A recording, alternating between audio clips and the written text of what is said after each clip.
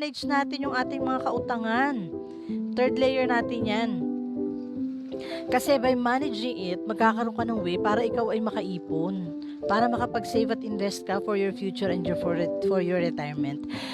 Kasi mga kabisnes, alam nyo ngayon, may nauuso nga ngayon di ba? Sa ngayon, pag umutang ka, yung